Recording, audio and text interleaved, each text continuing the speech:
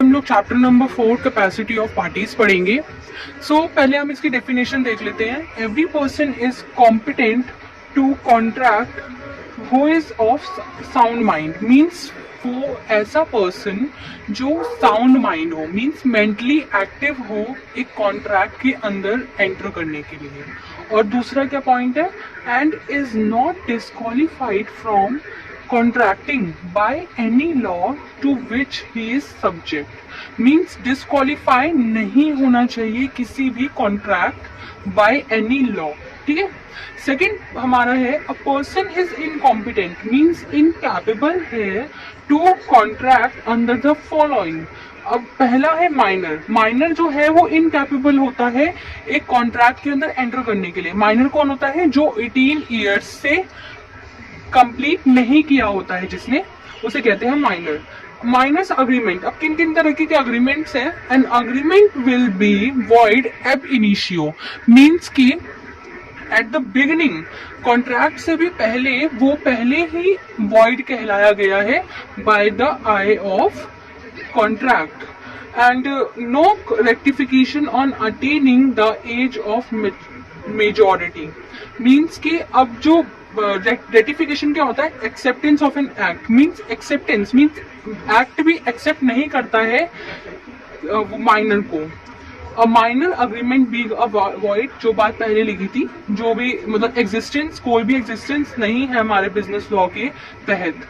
Third point है minor partners. Minor partners means minor बन सकता है, एक पार्टनर बन सकता है, लेकिन क्या प्रॉब्लम है? If all existing partners agree to make a partner, means अगर उसे सारे पार्टनर्स जो एग्जिस्टिंग पार्टनर है, जो पहले से ही पार्टनर है, वो अग्री कर रहे हैं इस बात से कि वो माइनर पार्टनर आना चाहिए, तो वो आ सकता है।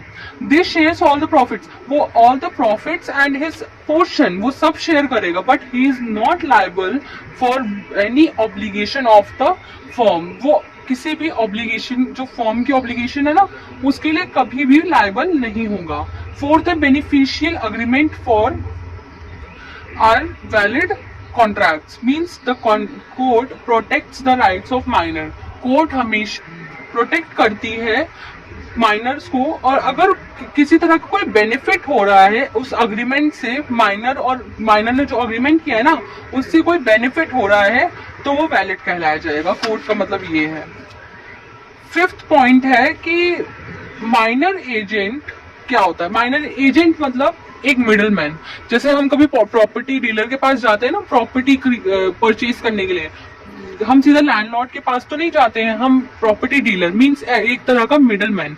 तो माइनर भी एक एजेंट हो सकता है, लेकिन अगर कुछ ऐसी प्रॉब्लम आ जाती है कि जो प्रिंसिपल, मींस जिसने एक एजेंट रखा है अपने कॉन्ट्रैक्ट को परफॉर्म करने के लिए, वो जो प्रिंसिपल है वो कभी भी अगर ब्रीच ऑफ ड्यूटी, मींस अगर वो परफॉर्मेंस करने से फेल हो जाता है, वो नहीं कर पाता है, तो कभी भी एक माइनर एजेंट लायबल नहीं होगा, पर्सनली लायबल नहीं होगा।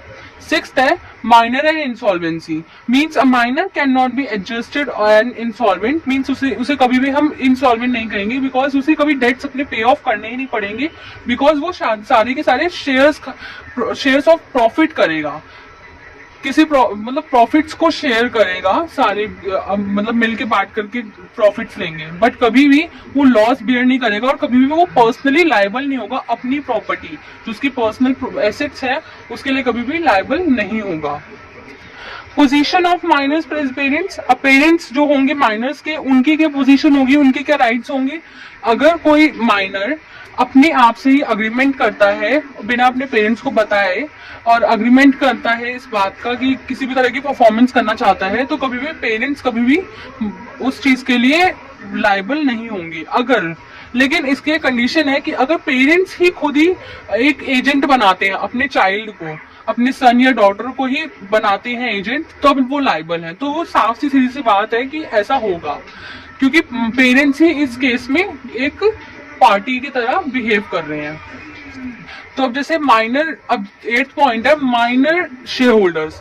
माइनर शेयर होल्डर का मतलब माइनर भी शेयर होल्डर हो सकता है, नहीं हो सकता वैसे तो, लेकिन कुछ ऐसी केसेस हैं जिसमें वो एक शेयर होल्डर मान सकते हैं। अब क्या है, जैसे अगर बिना मतलब अवेयर नहीं थी कंपनी, उन्हें पता नहीं था कि हमने शेयर्स जिनको बेचे हैं वो शेयर होल्डर एक माइनर है, तो उस केस में क्या होगा, वो चाहे तो उससे ले सकते हैं, शेयर्स वापस ले सकते हैं और चाहे तो उसे दे सकते हैं। लेकिन इसमें क्या प्रॉब्लम है कि जो फर्म की जितनी भी ऑब्लिगेशंस होंगी उनके लिए कभी भी वो लायबल नहीं होगा। और अगर वैसे जैसे माइनर था पहले, अब आगे जाकर के वो अब 18+ हो गया और वो चाहे तो अपने शेयर्स वापस ले सकता है। ये ऑप्शंस है दोनों ही, फर्म के लिए भी और एक माइनर के लिए भी, जो अब मेजर हो गया है।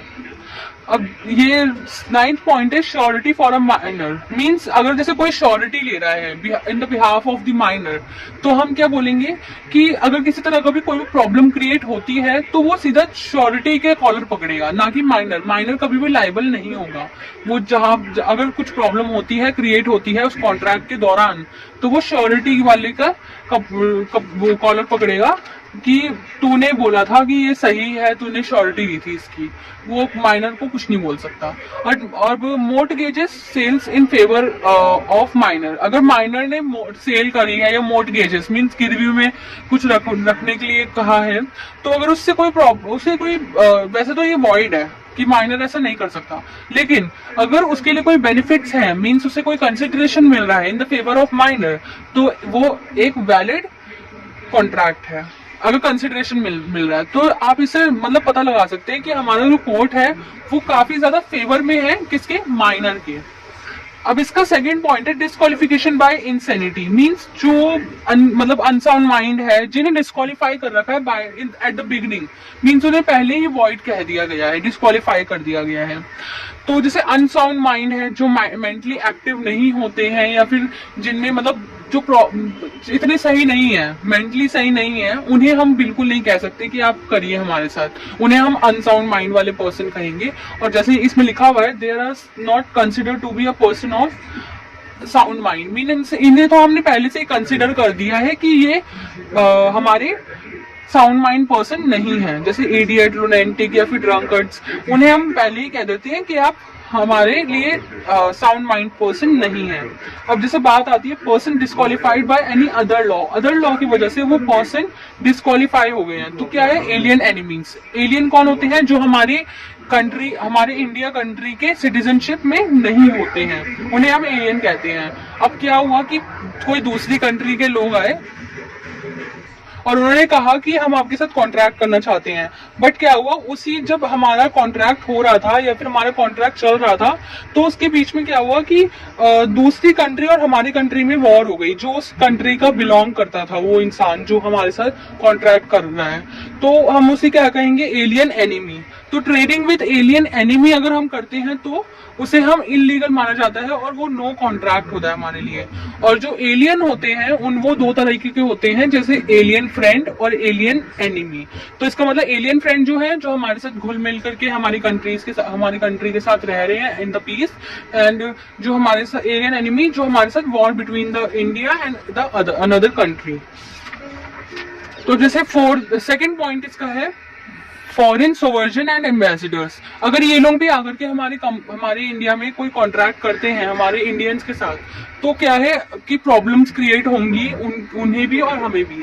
तो इस वजह से उन्हें भी डिस्क्वालीफाई कर दिया गया है। Corporation means an artificial person created by law.